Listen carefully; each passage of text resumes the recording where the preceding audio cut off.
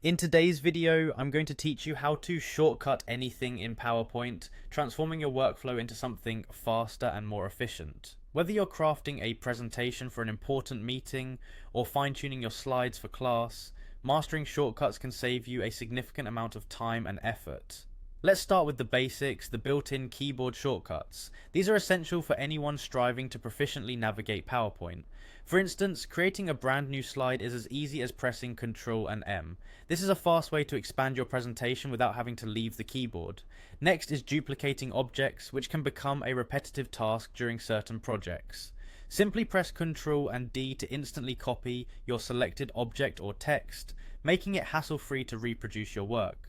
Grouping and ungrouping elements is another vital task. To group objects, use Ctrl and G. To ungroup them, use Ctrl, Shift and G. This can be particularly handy when you want to manage multiple items simultaneously. Aligning objects is another layer of finesse you can add with ease. By pressing Alt HG followed by a specific letter such as A for align left, L for align right or C for center, you can swiftly organize your slide components.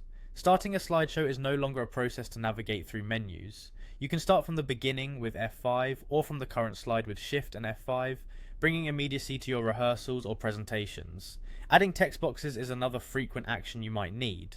Just hit Alt NX to insert one without breaking your stride. As for color matching, the eyedropper tool can be accessed swiftly by pressing Alt HIE, allowing you to sample colors seamlessly from any part of your presentation or even other applications. Now, for an underappreciated tip, pressing Alt will reveal shortcut key tips across the ribbon. This trick unveils a world of possibilities, providing on-the-fly access to various commands without memorizing every combination.